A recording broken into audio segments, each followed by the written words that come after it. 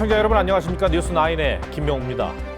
하루 종일 국토교통부 홈페이지 접속 장애가 날 정도로 부동산 대책 보도자료를 보려는 사람들이 한꺼번에 몰렸습니다. 집 문제가 국민들에게 얼마나 중요한지 알 수 있는 단적인 예라고 생각합니다.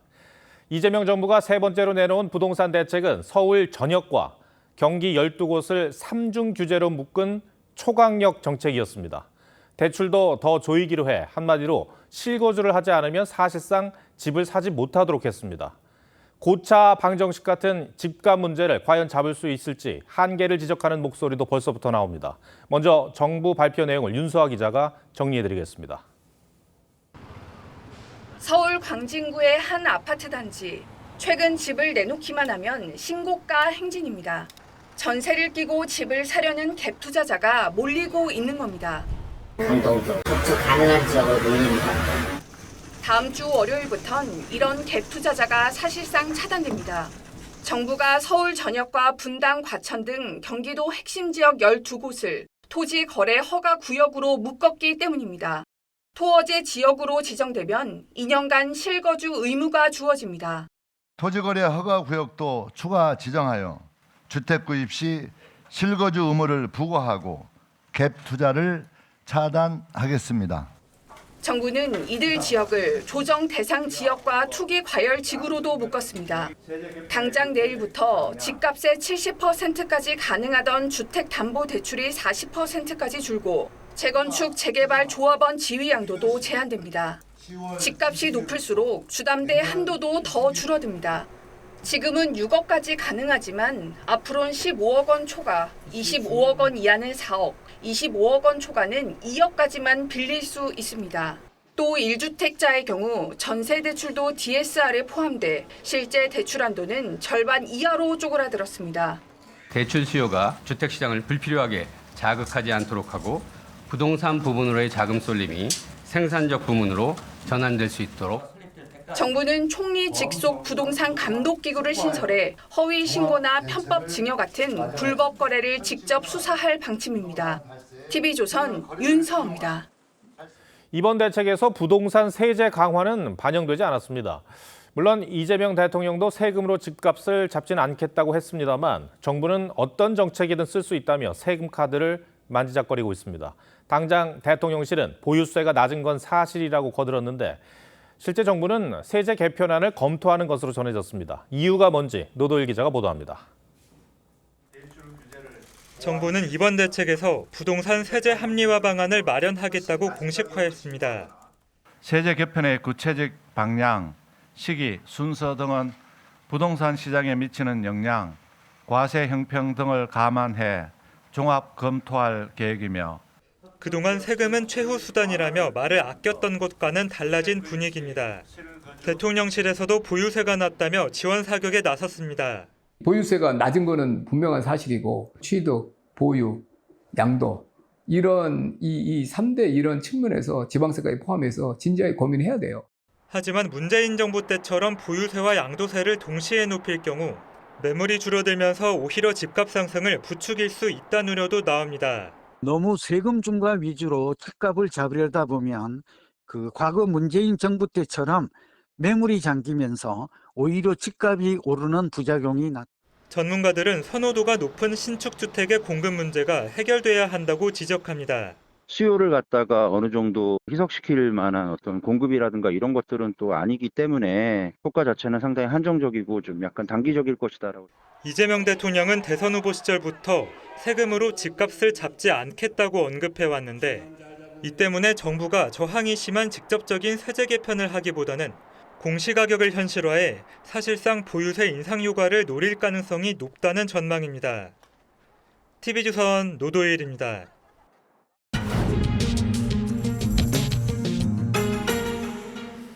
부동산 대책을 발표한 정부는 전이를 막는 암수술이라며 집값을 잡겠다는 강한 의지를 보이고 있습니다. 그만큼 파장도 만만치 않은데 부작용 등은 없을지 경제부 이유경 기자와 조금 더 짚어보겠습니다.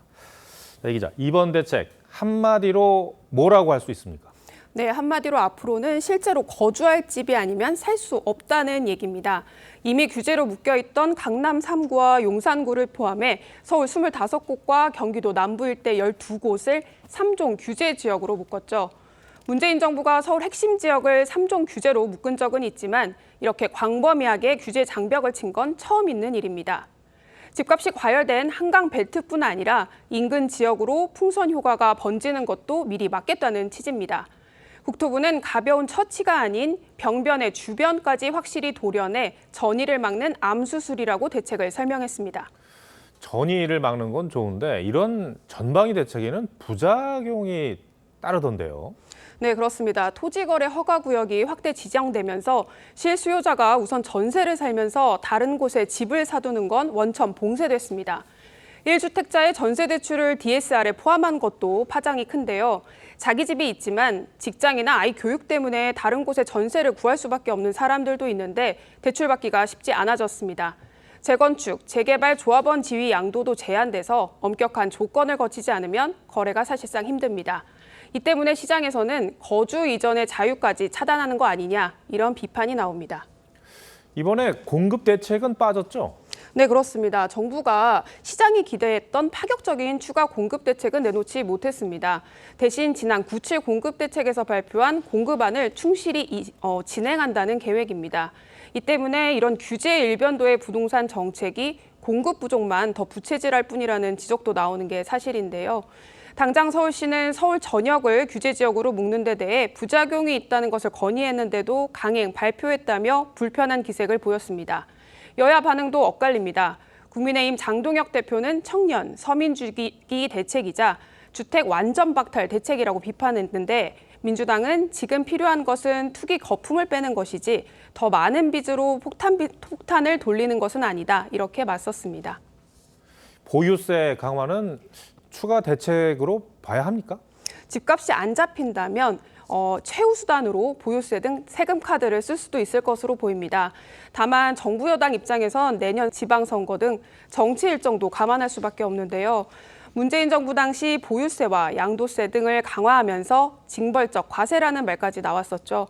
이 때문에 서울 한강벨트에서는 민심을 잃으면 정권을 내줄 수밖에 없다. 이런 말까지 나왔었습니다.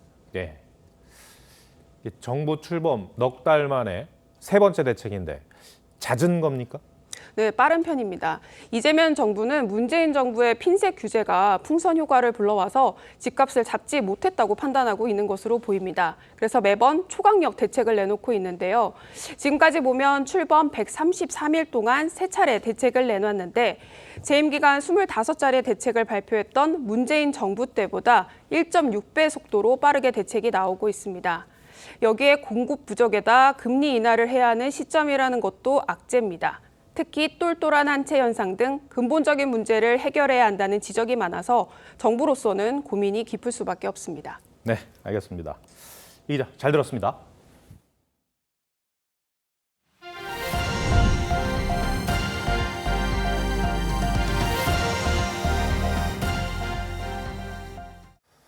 네, 이번 국정감사 법사위는 막장의 연속입니다. 국회 법사위 여당 의원들이 또 초유의 감행을 감행했습니다.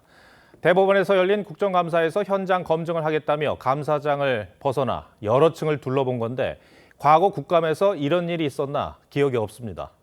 야당은 대법원을 점령하는 거냐며 강하게 반발했고 대법원 현장 국감의 결말은 파행이었습니다. 무슨 일이 있었는지 김예나 기자가 전합니다. 날선 공방은 국정감사 시작 전 증인 채택부터 시작됐습니다. 제가 신청했던 김현지 설주안에 대해서는 완전히 빠져 있습니다. 이걸 왜 빼는 것입니까? 용산에서 누구처럼 디올백을 받았습니까? 고속도로를 휘게했습니까? 국감 시작 약 2시간 만에 여당 의원들이 사전 협의가 없었던 현장 검증을 하겠다며 일어서자 야당 의원들은 강하게 반발했습니다. 국민의힘은 이동할 수 없습니다. 이거는 3권 분립을 파기하는 것이고 감사는 겁니다. 이 목적이 분명한 것을 송석준 의원이 문을 막아서며 저지하려 했지만 소용없었습니다. 결국 여당은 대법정과 소법정, 대법관실에 대한 검증을 강행했습니다. 잠시 후 대법정과 소법정 그리고 대법관실을 이동해서 현장을 검증하도록 하겠습니다. 지금은 의사 진행 발언을 하실 수가 없습니다. 속기도 할 수가 없고요. 이에 야당은 국정감사 파행을 선언하고 대법원을 떠났습니다. 점령군처럼 대법원의 청사를 휘젓고 다니면서 사실은 대법관을 증언해서 자기들의 입맛에 맞는 판결을 해서 이재명 대통령 무죄 만들기를 위한 전초 작업입니다. 여야 난타전 속에 천대엽 법원행정처장은 준비한 인사말도 하지 못했습니다. TV조선 김예나입니다. 법사위 국감장에선 이런 일도 있었습니다. 범여권이 이재명 대통령 상고심 관련 기록을 대법원이 제출하도록 하는 안건을 일방적으로 의결한 겁니다. 국감 상황이지만 삼권 분립이란 원칙 아래 입법부가 사법부를 상대로 이럴 수 있는 권한과 근거가 뭔지 의아하다는 지적이 나옵니다. 야당은 재판 과정을 들여다보겠다는 건 입법 내란이라고 반발했습니다. 조윤정 기자입니다. 국감 시작 전 법사위 전체 회의에서 추미애 법사위원장이 이재명 대통령 사건 관련 전산 기록을 대법원에 요구하는 안건을 갑자기 제안합니다. 사건에 대한 대법원 전원 합의체 관련 서류 제출 요구의 건을 의사일정 제2항으로 추가하고자 하는데 이의 없으십니까? 민주당은 대법원이 이재명 대통령 선거법 사건을 졸속 선고했다는 주장을 이어가며 판결 과정을 봐야 한다고 주장했습니다. 상권 분립을 침해한 장본인이 대법원장입니다. 그럼 전자문서화되고 스캔에 갔다니까 로그 기록을 내놓으라고 해도 그것도 안 내놓고 있어요. 국민의힘은 사법부를 압박해 현재 중단된 이 대통령 재판에 영향을 미치려는 시도라며 강하게 반발했습니다. 이게 지금 민주당의 입법 내란 아닙니까? 선출 권력이 대한민국의 헌법 위에 있습니까? 자료 제출 요구 서면 동의서 일부 문구를 볼펜으로 지우는 등 절차상 문제도 지적했습니다. 볼펜으로 막 두 줄씩 그어가면서 여기에 어떠한 도장도 없고 이런 형식도 제대로 갖추지 않은 서류로 국회에서 대법원 판결에 관여하겠다는 것 아닙니까? 하지만 추 위원장은 거수 표결을 진행했고 범여권 위원들의 찬성으로 통과시켰습니다. TV조선 조윤정입니다. 민주당은 검찰 폐지에 이어 이른바 사법개혁 방안도 오는 20일쯤 공개할 예정입니다. 조희대 대법원장이 그제 직접 이 사법제도 개선 논의에 참여하게 해달라는 입장을 밝혔지만 민주당은 일단 자체안 발표를 강행한다는 방침입니다. 대법관 증언을 포함해 위헌 논란이 제기된 재판 소원 제도까지 포함될 가능성도 제기됩니다. 황정민 기자가 보도합니다. 민주당이 주장하는 사법개혁안의 핵심은 대법관을 26명으로 현행보다 12명 늘리는 겁니다. 늘어나는 대법관을 이재명 대통령이 모두 임명할 경우 임기 말까지 26명 가운데 22명을 이 대통령이 임명한 대법관으로 채울 수 있습니다. 다만 재판 소원제도 도입 여부는 지도부 판단에 맡기기로 했습니다. 당 소속 국회의원들 5 내지 6명이 법안으로 발의를 해놓은 실체이기 때문에 재판 소원은 헌법재판소가 법원의 판결을 다시 심사하도록 하는 건데 사심제에 따른 위헌 논란이 제기되었습니다. 현행 헌법상 재판 소원은 허용되지 않는 것으로 해석이 되기 때문에 헌법의 규정에 반한다는 말씀을 드려야 될 것 같습니다. 이 밖에 대법관 추천위원회 구성 다양화와 법관 평가제도 변화 방안도 포함될 전망입니다. 국민의힘은 대법관 증언 등은 사법개혁이 아닌 사법부 장악이라고 강하게 비판했습니다. 그들이 꾀하는 것은 대법관을 증언해서 그들 마음대로 주무를 수 있는 사법부를 만들겠다는 것입니다. 민주당은 오는 20일 개편안을 발표한 뒤 공론화 과정을 거쳐 최종안을 확정하겠다는 방침이지만 논란은 불가피해 보입니다. TV조선 황정민입니다.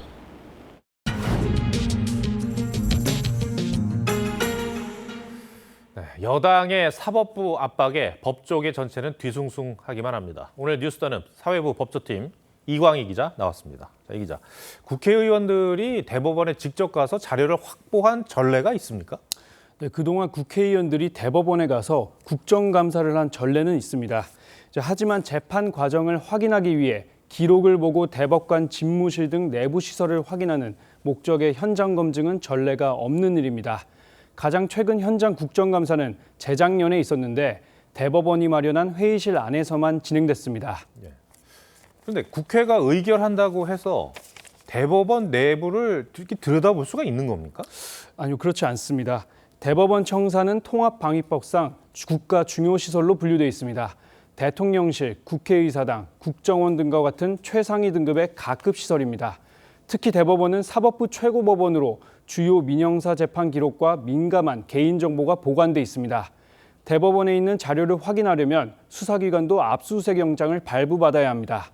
국회는 국회법 128조에 따라 국정감사에 필요한 자료 제출을 요구할 수 있지만 국정감사법 8조에 계속 중인 재판이나 수사 중인 사건 소추에 관여할 목적으로 감사권을 행사할 수 없다고 돼 있습니다.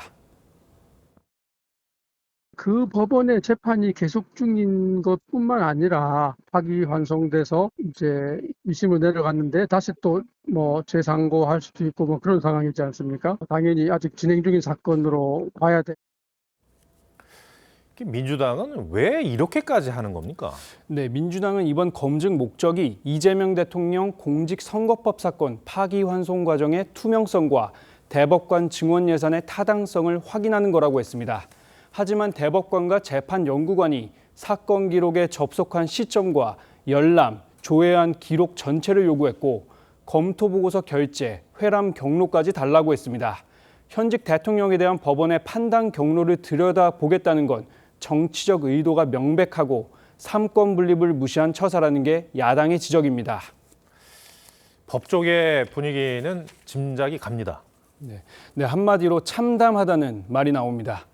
한 법학자는 TV조선에 전례가 없는 일이라 말문이 막힐 정도라고 표현했습니다. 그동안 이재명 대통령을 비롯해 정부 여당은 선출 권력이 사법부보다 우위라는 사고를 드러내왔는데 이번 현장 검증도 그 연장선에 있다는 지적이 나옵니다. 사법부의 독립을 완전히 짓밟고 삼권 분립 시스템 자체를 완전히 무너뜨리는 우리나라의 민주주의와 법치주의가 사망한 날이라고 보겠습니다. 이번 현장 검증 방식이 실정법에서 허용되는지 여부도 논란거리입니다.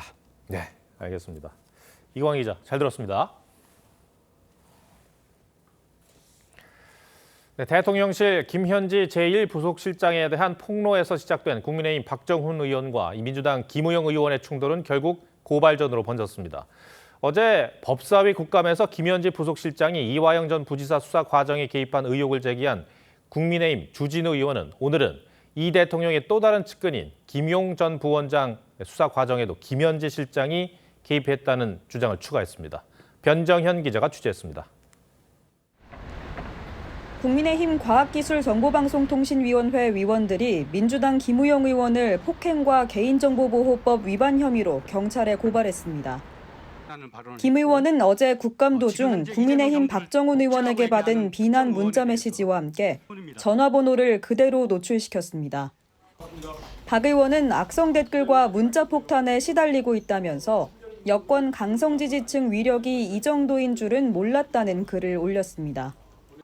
김 의원은 부인했지만 지난달 김 의원이 박 의원의 멱살을 잡는 장면을 본 국민의힘 의원들은 여러 명인 것으로 전해졌습니다. 김현지 부속실장에 대한 내용을 문제 삼기 위해서 그 메시지를 공격하기 위해서 메신저였던 박정훈 의원이 두 사람 간의 의원 사이에 있었던 일에 대해서 이에 맞서 민주당도 김 실장이 경기동부 연합과 연결됐다는 주장은 사실이 아니라며 박 의원을 영등포경찰서에 고발했습니다. 욕설과 망상적인 궤변은 국회의원으로서 최소한의 논리와 품격마저 내버린 그런 있을 수 없는 행위입니다. 국민의힘 주진우 의원은 어제 법사위 국감에서 이화영 전 부지사 변호인 교체 과정에 김현지 실장의 개입 의혹을 제기한 데 이어 김용 전 민주연구원 부원장의 수사 과정에도 김 실장이 관여했다는 의혹을 추가로 제기했습니다. 김용의 변호를 맡은 이상호 변호사는 김용의 체포영장을 몰래 김현지 보좌관에게 보낸 것으로 보입니다. 다만 관련 사실을 파악한 경위 등에 대해선 설명하지 않았습니다. 민주당은 주 의원 주장에 대해 공식 절차를 통해 입증된 바 없다고 했습니다. TV조선 변정현입니다. 네, 과거 각종 막말이 드러나면서 임명 당시 큰 논란을 일으켰던 최동석 인사혁신처장이 행안위 국정감사에 처음 출석했는데 한 말과 태도가 화제라면 화제입니다. 인사 전문가를 자처했던 최 처장은 이재명 대통령의 측근 인사 기용에 대한 야당 지적에 유능한 사람은 유능한 사람을 알아본다는 답변을 내놨습니다. 이 말에 여당 반응은 어땠을까요? 이태희 기자가 보도합니다. 최동석 인사혁신처장은 자신의 과거 발언에 대해 국감장에서 다시 사과했습니다. 임명되기 전에 이 발표해놓은 걸 보면 다 문재인 같은 인간들이다, 무능한 인간들이다. 좀 거칠게 말씀드린 점에 대해서 죄송스럽게 생각합니다. 네. 이재명 대통령이 민족의 축복이라 했던 최 처장은 변호인 출신과 연수원 동기 등 측근 인사 기용에 대한 지적에도 문제가 없다는 취지로 답했습니다. 유능한 사람은 유능한 사람을 알아보기 때문에 그게 지금 인사 전문가가 하실 말씀입니까? 알았습니다. 여당에서조차 부적절한 발언이란 지적이 나왔습니다. 투명한 인사 시스템을 통한 인사를 하겠습니다라고 하셔야 보다 국민이 원하는 답이 아닐까. 친문 핵심인 윤 의원은 석 달 전 최 처장의 문재인 전 대통령 비난 발언이 알려지자 화가 난다, 치욕스럽다고 했었습니다. 제가 묻는 걸 똑바로 들으세요. 저한테도 인내심에 한계가 있어요. 신정훈 행안위원장도 최 처장의 답변 태도를 수차례 지적했습니다. 가르치려고 하지 마시고요. 질문의 취지에 맞는 답변을 하세요. 법조문을 그렇게 거꾸로 봅니까? 어디를 거꾸로 다시 한번 더 이 국회에 와서 그렇게 답변하는 분 나 처음 봤어요, 오늘. 국감에선 대법관인 노태학 선관위원장이 인사말 뒤 이석하려 하자 야당 의원들이 법사위에서 관리가 깨졌으니 남아야 한다고 반발하기도 했습니다. TV조선 이태희입니다. 쌍방울 대북 송금 사건으로 징역 7년 8개월형을 확정받고 수감 중인 이화영 전 부지사가 국정감사장에 나와 소위 회유 술자리가 있었다고 주장한 내용 어제 전해드렸습니다. 그런데 이날 국감 정회 시간에 여당 법사위원을 찾아가 억울함을 호소하는 장면이 영상에 포착됐습니다. 교도관은 제지하지 않고 지켜보기만 했는데 특혜 논란이 일고 있습니다. 한성원 기자가 단독 보도합니다. 이화영 전 부지사가 회의장을 가로질러 여당 의원석으로 뚜벅뚜벅 걸어갑니다. 홀로 앉아있던 민주당 박균택 의원에게 손짓까지 하며 20초가량 뭔가 말을 하더니 웃으며 뒤돌아 자리로 돌아갑니다. 법사위 국정감사가 정회된 어제 오후 5시 30분쯤 구치소 수감 도중 증인으로 국감장에 나온 이 전 부지사가 아무 제지 없이 돌아다니는 모습입니다. 박 의원에게 다가간 이 전 부지사는 국민의힘 의원들이 택도 없는 소리를 한다고 주장했고 박 의원은 참으셔야죠라면서 큰 반응은 보이지 않은 걸로 전해졌습니다. 박 의원은 이 전 부지사 대북 송금 혐의 관련 공범으로 기소된 이재명 대통령의 변호인 출신입니다. 제가 이재명 전 지사를 조사할 때도 변호인으로 참석하시지 않으셨습니까? 정말 뻔뻔하군요. 본인들끼리도 세계가 다른 그 공격과 개인적. 이 전 부지사는 이후에도 증인으로 출석한 자신의 변호인을 만나 기념사진을 촬영했습니다. 문제는 수감 중인 기결수는 외부 접촉과 접견 횟수에 제한이 있다는 점입니다. 교도관 법무준 측엔 외부인과의 접촉을 방지해야 한다는 규정이 있지만 지켜지지 않았습니다. 교도관의 제지조차 받지 않았습니다. 대법원에서 무려 7년 8개월의 유죄가 확정됐는데 이렇게 거대 민주당이 식사 대접하듯이 해도 되는 겁니까? 박 의원 측은 이 전 부지사와 개인적으로 모르는 사이고 갑자기 찾아와 얘기를 들은 것뿐이라고 했습니다. TV조선 한송원입니다. 캄보디아에서 한국인 피해가 잇따르는 가운데 베트남에서 캄보디아로 넘어가는 국경에서도 30대 한국인이 숨진 채 발견됐습니다. 캄보디아 범죄 조직과의 연관성도 배제할 수 없습니다. 이나라 기자가 보도합니다. 30대 한국인 여성이 캄보디아 베트남 국경 검문소에서 숨진 채 발견된 것은 지난 8일 새벽.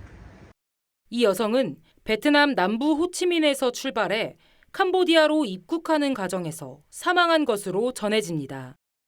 카지노 숫자도 거기도 만만치 않습니다. 큰 데도 몇 군데 있긴 한데 거의 고문가게가 엄청나게 많아요. 경찰 관계자는 여성이 죽은 지 이틀 뒤 사건을 통보받았다며 현지 당국의 부검은 끝났고 결과를 기다리는 중이라고 했습니다. 그러면서 캄보디아 범죄단지 연루 여부는 수사를 해봐야 한다고 밝혔습니다. 경찰은 지난 8월 캄보디아 범죄단지에서 20대 한국인 대학생이 사망했을 때 적극적으로 대처하지 않았다는 비판을 받고 있습니다. 베트남 경찰은 숨진 여성의 시신을 유족에게 인도했습니다. 이런 가운데 정부는 오늘 오후 캄보디아에 구금된 한국인 송환을 위해 합동 대응팀을 현지에 파견했습니다. 기존에 지금 3명이 파견 나가 있는 경찰 인력을 추가를 시켜서 현지에서 실질적으로 공조가 이루어질 수 있는 방안을 협의하도록 하겠습니다. 정부의 대처가 너무 늦었다는 지적이 나옵니다. TV조선 이나라입니다. 정부가 뒤늦게 캄보디아에 합동 대응팀을 파견했지만 현지에선 이미 상상하기 힘든 일이 벌어지고 있었습니다. 저희 취재진이 최근 범죄단지를 탈출한 한국인들을 현지에서 어렵게 만났습니다. 탈출 실패 뒤에 전기 고문을 당했고 눈앞에서 사람이 살해되는 장면도 목격했다고 했습니다. 캄보디아 시아누쿠빌에서 황재영 기자가 단독 취재했습니다. 한국인 남성이 붉게 멍든 허벅지를 보여줍니다. 머리와 수염이 덥수룩한 다른 한국인 남성은 몽둥이로 맞았던 상황을 얘기합니다. 어제 오후 범죄단지가 몰려있는 시아누쿠빌 경찰서에서 최근 극적으로 탈출한 한국인 2명을 만났습니다. 이들은 지난 5월 첫 탈출 시도에 실패한 뒤 수갑을 찬 채 전기 고문을 당했다고 했습니다. 온몸을 다 전기기름으로 지지고 쇠파이프로 모차를 때렸어요. 쓰러지니까 전기기름을 정지할 때까지 지져요. 중국인 두목이 캄보디아인 경비원들을 시켜 구금된 사람을 죽이는 장면을 목격했다고 했습니다. 죽은 사람 다 눈앞에서 봤죠. 눈앞에서 벌어졌고 그 혈흔을 없애라고 현지 경비가 해서 그 물 양동이에 퍼가지고 벽에 혈흔 튼 거랑 바닥에랑 전선 같은 데 묻은 거 다 닦게 시켰죠. 이들은 조직원들에게 돈을 벌어주겠다며 PC 사용을 허락받은 뒤 외부에 구조 메시지를 보냈습니다. 너희들이 둘이 10억을 멜츠를 찍으면 한국으로 보내줄게 이렇게 된 거예요. 일을 시켜준다 했으니까 그러면 컴퓨터를 사용할 수 있게 해줬잖아요. 다만 구체적인 탈출 경로에 대해선 아직 범죄단지에 갇혀있는 한국인이 많은 만큼 설명해 줄 수 없다고 했습니다. 캄보디아 시아누쿠빌에서 TV조선 황재영입니다. 캄보디아 범죄 조직은 지금도 또 다른 피해자를 물색하고 있습니다. 저희 취재진이 텔레그램을 통해 조직원에게 직접 연락을 취해봤습니다. 여성이면 남성보다 돈을 4배나 더 주겠다고 제안했습니다. 이어서 이나영 기자가 단독 보도합니다. 캄보디아 범죄 조직이 텔레그램에서 운영하는 채팅방입니다. 기자가 접속한 지 5분도 채 안 돼 캄보디아에 오면 월 2,000달러 넘는 월급을 보장한다는 답변들이 돌아왔습니다. 이 중 몇 곳과 전화 통화를 해봤습니다. 조직원은 항공권을 보내줄 테니 걱정 말고 오라고 합니다. 비니크 드릴 수 있어요. 옷 같은 거 시간에서 필요한 거 그 정도만 뭐 없으시면 제가 따로 구매해드려도 되니까. 여성은 로맨스 스캠 등에 투입된다며 돈을 더 주겠다고 제안합니다. 여자분 오시면 4,000불 드려요. 고급 인력이기도 하고 목소리 변조하고요. 얼굴을 이제 딥페이크라고 해서 다른 아가씨 얼굴을 씌워요. 그래서 영상통화를 하는 거예요. 그러면서도 마음대로 그만둘 수는 없다고 합니다. 여자분들은 아무래도 그만두실 때 사람이 구할 때까지 하셔야 돼요. 이건 아셔야 돼요. 조직원들은 취재진과 통화를 한 직후 메시지 기록을 모두 삭제했습니다. 캄보디아에서 구출 활동을 하는 오창수 선교사는 한국인들 몸값이 제일 비싸다며 제발 오지 말라고 경고했습니다. TV조선 이나영입니다. 캄보디아에서 벌어지는 한국인 감금 피해 대응을 위해 일각에선 군대 투입 이야기까지 나오고 있습니다. 가능한 건지 신유만 기자와 따져보겠습니다. 신 기자, 우리 국민이 지금 캄보디아에 얼마나 잡혀 있습니까? 대통령실은 국정원으로부터 보고받은 캄보디아 현황을 오늘 언론에 공개했습니다. 한국인이 거기에 일하고 있는 숫자도 상당한 규모라고 알려져 있습니다. 대체로 우리 국내 관련 기관에서는 1,000명 남짓이라고들 보고 있습니다. 지난 8월까지 330여 명이 감금됐다는 신고가 캄보디아 현지 공관에 접수됐는데요. 위성락 실장은 신고 그 너머의 수치는 추정일 뿐이라며 1,000명이 넘을 수도 있다고 밝혔습니다. 오늘 정부 합동대응팀이 캄보디아로 갔잖아요. 현지에서 어떤 활동들을 할 수 있습니까? 네, 대응팀은 외교부, 경찰, 법무부, 국정원 등 관계부처 당국자들로 구성됐습니다. 우리 대학생 고문 사망 사건에 대한 수사 협조를 촉구하고 두 나라 사법당국의 협력 방안을 찾을 계획입니다. 이전에도 심각성이 대두돼 왔지만 정부 대응이 너무 늦었다는 지적이 나오잖아요. 일각의 주장대로 이 군대를 투입해서 범죄 집단을 소탕하는 방안, 이거는 현실적으로 가능한 겁니까?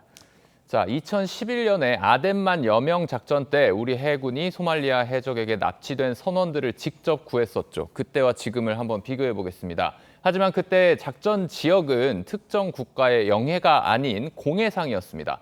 이번 사건은 캄보디아 영토 내부에 있기 때문에 군대나 경찰을 투입하는 건 사실상 불가능합니다. 캄보디아의 입장에서 보면 주권 침해이기 때문에 우리 군사작전을 받아들일 가능성은 매우 낮습니다. 그렇군요. 그러면 외교적 압박 수단은 어떨까요? 캄보디아에 연간 4,300억 원 정도를 주는 공적 개발 원조 ODA를 줄이거나 없애는 게 방법으로 거론됐었습니다. 하지만 오늘 정부는 ODA를 협상 카드로 쓰지는 않을 것이라고 밝혔는데요. 기본적으로 캄보디아 국민들에 대한 국제적 차원의 원조이기 때문이라고 합니다. 갑자기 주던 원조를 끊어버린다든지 원조 기간을 없애버리는 일은 거의 없죠. 국가 신뢰도가 떨어지고요. 이미지가 안 좋아질 수밖에 없죠. 지금 이 상황이 우리나라만의 문제는 아닌데 다른 나라들은 어떻게 하고 있나요? 네, 미국은 중국계 프린스 그룹을 캄보디아 범죄 집단의 배후 중의 하나로 지목을 하고 그룹이 소유한 21조 원어치의 비트코인을 압류했습니다. 영국도 프린스 그룹이 런던에 가지고 있는 수백억, 수천억 원대 부동산 여러 채를 동결했습니다. 그렇군요. 사태 대응을 위해서 우리가 현실적으로 취할 수 있는 방안 있을까요? 네, 현재 우리 경찰이 캄보디아와 코리안 데스크라는 것의 설치를 논의하고 있는데요. 필리핀, 베트남, 태국 등의 현지에서 운영 중인 한국인 사건 전담 수사팀을 말합니다. 이 가운데 베트남의 코리안 데스크는 베트남인 경찰이 담당을 하고 있어서 수사 성과가 떨어진다는 평이 많은데요. 캄보디아 경찰이 범죄 소탕에 소극적인 것으로 이번에 드러난 만큼 현지에 상주하는 우리 경찰관이 필요하다는 지적이 나옵니다. 전직 파견됐다가 다시 이제 복귀한 그런 이제 전문성이 있었던 경찰관이라도 빨리 다시 소환을 해서 지금 업무에 대한 어떤 어드바이스를 받고 현지화에 좀 도움이 될 수 있는 그런 어떤 그 노력이 필요할 것 같습니다. 네, 늦었지만 이제라도 정부가 범죄 피해를 우리 국민들이 당하지 않고 또 구출도 빨리 할 수 있도록 총력을 다해야 합니다. 신 기자 잘 들었습니다.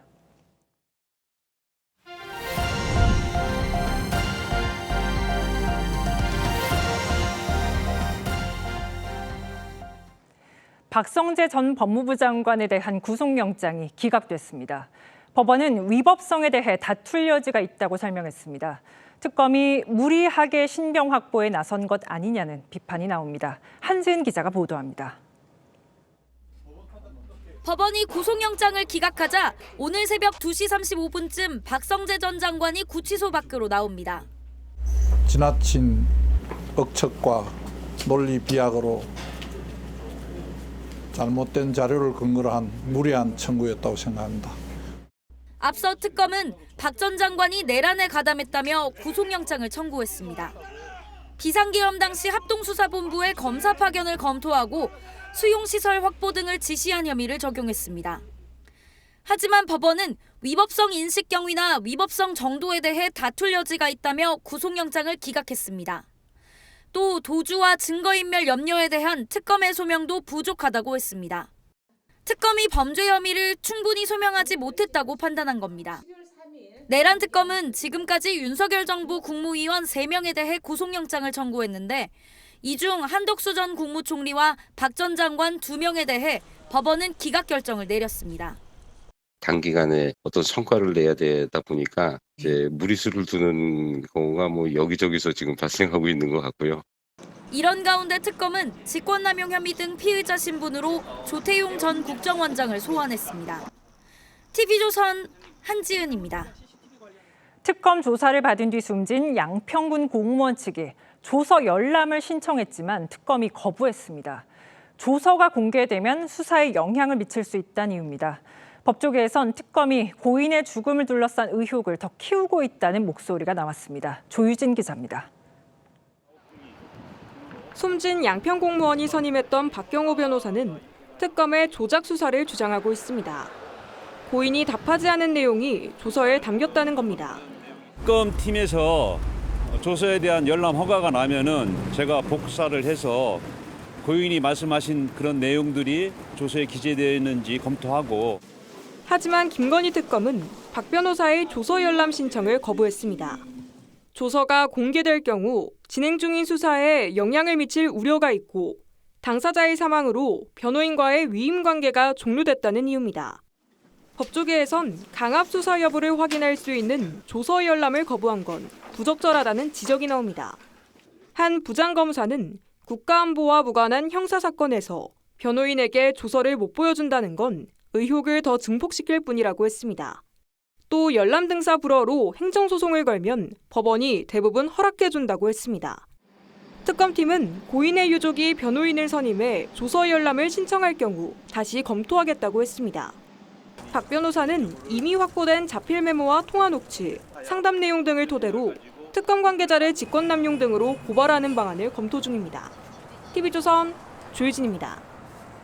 파주 운정 신도시 일대에 어제부터 이틀간 흙탕물 같은 수돗물이 공급됐습니다. 이 때문에 약 8천 가구가 불편을 겪었습니다. 수도관을 옮기던 공사업체가 밸브를 무단으로 조작해 사고가 났습니다. 장혁수 기자입니다. 집안 싱크대에 설거지하지 못한 그릇들이 쌓여 있습니다. 수도꼭지 필터는 누렇게 변색됐습니다. 순간에 흙물이 나오기 시작했어요. 너무 찝찝해서 언니네 집에 가갖고 샤워도 하고 머리도 감고 그러고 왔어요. 경기 파주 운정 신도시 일대 아파트와 빌라 약 8천 가구에 흙탕물 같은 수돗물이 공급된 건 어제 저녁 7시쯤부터입니다. 파주시는 수돗물을 마시지 말라는 안내 문자를 발송하고 주민들에게 생수 13만 병을 공급했습니다. 식기도 조금 불편하고 좀 애기한테도 좀 음용하기도 어렵고 일단은 이 정도 받고서는 2박스 써보고. 오염된 수돗물 공급이 계속되자 아파트 단지엔 급수차까지 동원됐는데요. 주민들의 발길이 줄을 잇고 있습니다. 깨끗한 수돗물은 저수조를 청소하고 상수도관의 이물질까지 모두 제거한 오늘 오후 5시 30분쯤부터 다시 공급되기 시작했습니다. 사고 발생 22시간 만입니다. 수질 사고는 상수도관 이설 작업을 하던 업체가 수도관 밸브를 임의 조작하며 발생했습니다. 물의 흐름이 반대로 바뀌어 관 내부에 침전물이 뒤섞여 탁수가 공급된 겁니다. 저희가 CCTV가 확인한 거라 일단은 불러서 내용을 정확히 들어봐야 될 것 같습니다. 시는 정수, 샤워기의 필터 교체비와 의료비 등 피해 보상도 진행하겠다고 설명했습니다. TV조선 장혁수입니다. 경찰이 AI 드론을 현장에 배치했습니다. 하늘을 날면서 흉기를 든 사람을 알아서 추적하고 실종자도 열 감지 장비로 척척 찾아냅니다. 범죄 예방에 큰 몫을 할 걸로 기대됩니다. 허유하 기자가 단독 보도합니다. 순찰차 모양의 드론이 경광등처럼 파란색과 빨간색 불빛을 내며 하늘로 날아오릅니다. 관악선역 앞 광장에서 검은색 사계 입은 남성입니다. 흉기를 들고 있는 모습이 드론 카메라로 확인이 됐습니다. 검은 검색 부탁드립니다. 112 상황실이 실시간 드론 영상을 확인해 남성을 체포하라고 지시하자 5분 만에 경찰이 출동합니다. 관악경찰서가 지난 6월 도입한 AI 드론 감시 시스템으로 훈련하는 모습입니다. 경찰관이 수상한 사람을 특정하면 인공지능이 인파가 밀집한 장소에서도 끝까지 그 사람만 추적합니다. 드론에 장착된 고화질 카메라는 최대 90배까지 확대할 수 있고 관악산 등에서 실종자가 발생할 경우 깊은 숲 아래를 확인할 수 있는 열감지 기능도 갖췄습니다.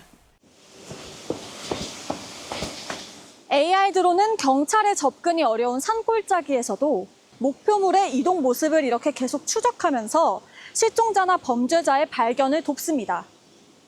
앞으로 신고자의 위치를 신속하게 파악할 수 있는 정밀 탐색 드론을 운용할 계획입니다. 경찰은 AI 드론이 하늘에서 감시하는 것 자체로 범죄 예방 효과가 있을 걸로 기대하고 있습니다.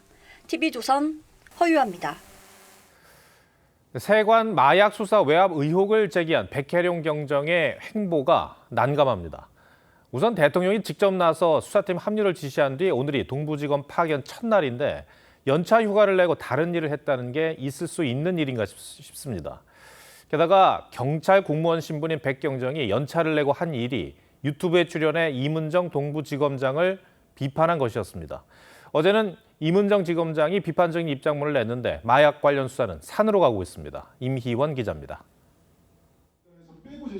경찰은 백혜룡 경정을 한 달간 동부지검 세관마약 수사 검경 합동수사팀에 파견 가도록 명령 내렸습니다. 하지만 백경정은 파견 첫날인 오늘 지금 나가도 할 일이 없고 수사팀을 꾸리게 되면 챙겨야 될 부분이 있다며 연차 휴가를 썼습니다. 연가는 미리 냈는데 갑자기 발령을 내버리네. 방송 협조 공문이 와서 제가 이제 연가를 낸 건데. 백경정은 오전에 유튜브 방송에 출연해 이문정 동부지검장이 이끄는 합동수사팀은 불법 조직이라고 비판했습니다. 합수단은 해체돼야 된다 이렇게 주장을 하면서 불법 단체로 규정을 했어요. 어제 임지검장이 백경정의 수사팀 합류에 대해 셀프 수사로 공정성 논란이 일 수 있다고 한 데 대해선 임지검장이 날 모욕했다고 했습니다.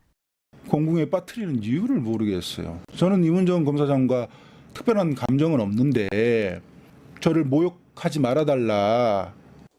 임지검장은 백경정에게 기존 합동수사팀이 아닌 별도의 수사팀을 맡기겠다는 입장에 변함이 없다고 밝혔습니다. TV조선 임희원입니다.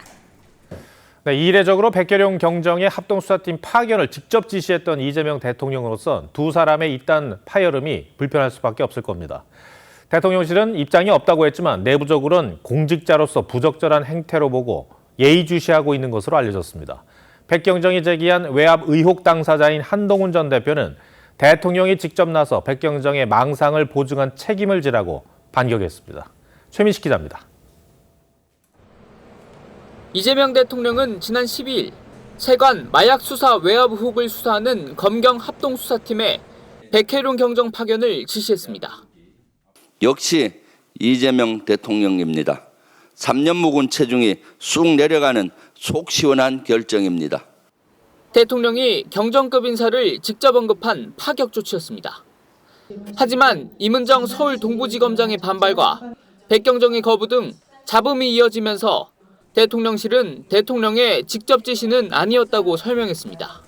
법무부 장관에 의해서 지시가 전달이 되고 대통령이 직접 지시한 사항은 아닙니다. 저희가 특별히 지금 입장을 낼 거는 없습니다.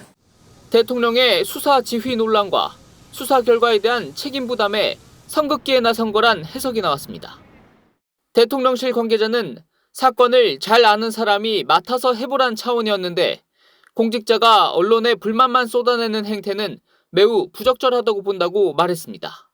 수사 성과 없이 계속 문제를 일으킬 경우 징계 조치까지 검토될 수 있다고 했습니다. 그 권한 행사에 대한 책임을 지고 결과로 국민에게 말하는 거예요.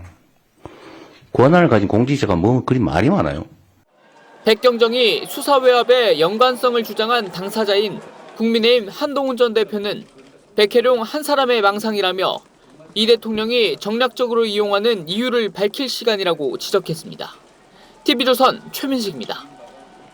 유독 길었던 더위에 이제야 가을이 시작되면서 단풍도 덩달아 늦게 찾아왔습니다.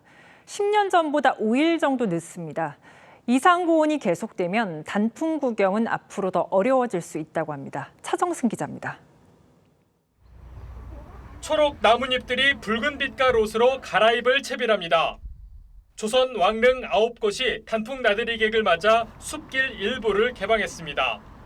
곱게 되지 않겠는가 이런 생각을 하면서 고와지는 그 나뭇잎의 세기를 자주 이렇게 들여다보고 있습니다. 본격적인 단풍은 아직 보름 정도 더 기다려야 합니다. 평년보다 4일 늦게 단풍이 물든 설악산은 25일, 속리산은 27일, 내장산은 다음 달 6일 절정으로 물들 전망입니다. 단풍은 하루 중 최저기온이 5도 밑으로 떨어져 엽록소가 분해될 때 시작됩니다. 늦더위가 일상이 되면서 단풍 절정기는 10년 전에 비해 5일 정도 늦어졌습니다. 실제 기온이 0.04도 오르면 단풍 시기가 0.21일 늦어진다는 연구도 있습니다. 단풍나무는 매년 0.4일씩 그리고 참나무류와 은행나무는 0.5일씩 늦어지는 것으로 관측이 됐습니다. 갑자기 추위가 찾아올 경우 나뭇잎이 붉게 물들지 못한 채 그대로 낙엽이 될 수도 있습니다. 단풍이 계속 늦어지면 우리가 더 단풍을 늦게 보는 게 아니라 그 나무를 더 이상 이제 한국에서 볼 수 없고 아열대 지역처럼 사시사철 푸르른 나무들이 존재하게 되는 거죠. 기후 변화가 익숙했던 가을 풍경도 바꿔놓고 있습니다. TV조선 차정승입니다. 중국이 북극해를 통해 유럽까지 전기 화물선을 보내는데 처음으로 성공했습니다. 수에즈 운하를 경유할 때보다 소요 시간이 크게 줄었습니다. 우리 정부는 내년에 북극 항로 경쟁에 뛰어들 계획입니다. 윤우리 기자입니다. 컨테이너를 가득 실은 배가 안개 낀 바다를 헤치고 나갑니다. 지난달 중국 닝보항에서 출항한 배는 러시아 연안 북극해를 지나 20일 만에 영국에 도착했습니다. 전기 화물선이 북극 항로를 통해 운항에 성공한 첫 사례로 수에즈 운하를 지나는 기존 항로보다 항해 시간을 절반 가까이 줄였습니다. 이번 항해 성공으로 북극 항로 주도권을 둘러싼 경쟁은 더욱 치열해질 전망입니다. 우리나라는 친환경 선박과 세빙선 개발에 강점이 있는 조선업을 무기로 미중로 패권 경쟁 하에서도 북극 항로 개발에 끼어들 수 있는 여지가 충분히 있다. 기후변화로 북극해를 뒤덮은 얼음이 녹으면서 새롭게 열린 북극 항로는 수에즈 운하를 통과하는 항로보다 거리가 약 30% 짧아 연료비와 탄소 배출을 크게 줄일 수 있습니다. 우리 정부도 북극 항로 개척에 속도를 낼 계획입니다. 이거 시범 운항은요. 지금 용선을 빌리든지 아니면 실제 상업 운항을 하게끔 해가지고 거기서 적자가 나면 그 적자분에 대해서 보전을 하든지 이런 형식을 통해 가지고 반드시 내년에 시범 운항을 해가지고. 다만 러시아 영해를 지나야 한다는 점과 변덕스러운 날씨 등은 북극 항로의 위험 요소로 꼽힙니다. TV조선 윤을입니다. 우크라이나 정보당국은 그동안 러시아에 파병된 북한군의 교신 내용을 감청해 왔습니다. 그 교신 음성이 공개됐습니다.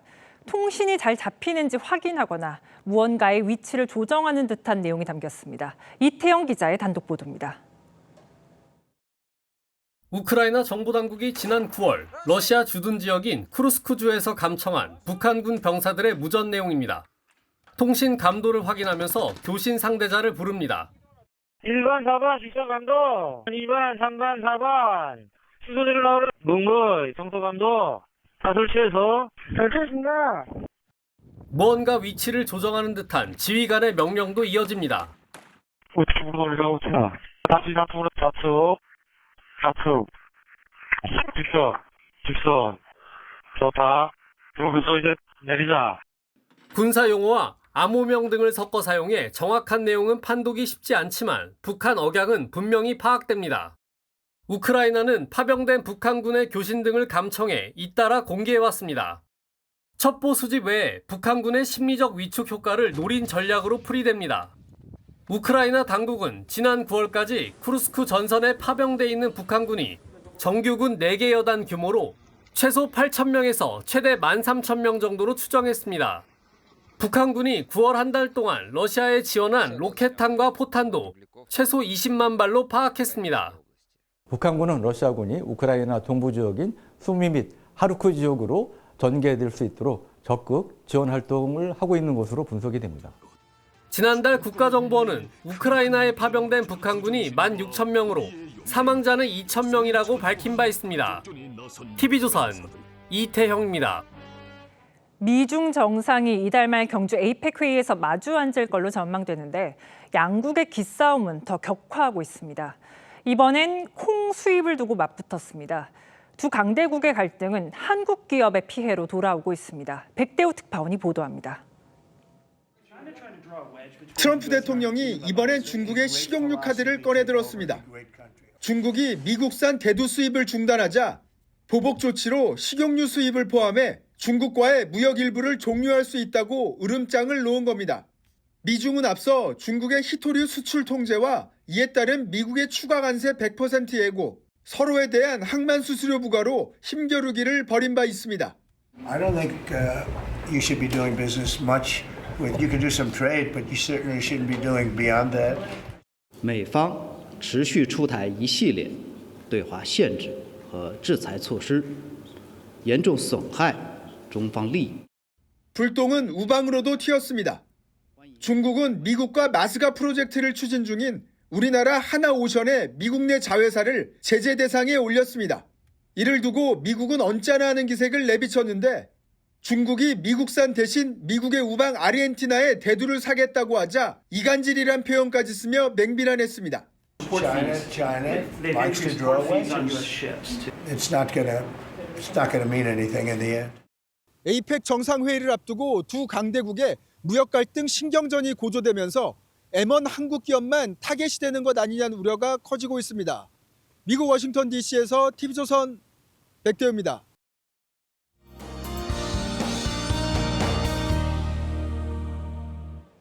오늘 수도권은 낮 동안 청명한 가을 날씨가 이어졌습니다. 다만 오후부터 비구름이 유입되면서 밤사이 전국으로 확대되겠습니다. 특히 내일 아침까지 충청과 남부지방, 제주도에 시간당 20mm 안팎의 강한 비가 집중되겠습니다. 출근길 교통안전에 유의하셔야겠습니다. 내일까지 강원 영동과 충청, 남부지방에 20에서 60mm, 서울을 포함한 수도권과 강원 영서에 10에서 40mm의 비가 예상됩니다. 내일 아침 기온 서울과 대구 17도, 춘천 15도로 출발하고요. 내일 한낮 기온 서울 23도, 청주 24도, 광주는 27도까지 오르겠습니다. 토요일까지 비가 자주 내리겠고 비가 그치는 일요일부터는 이른 추위가 찾아오겠습니다. 다음 주 월요일 서울의 아침 기온은 6도까지 크게 떨어지겠습니다. 날씨였습니다. 10월 15일 수요일 뉴스9 마치겠습니다. 시청해 주셔서 고맙습니다.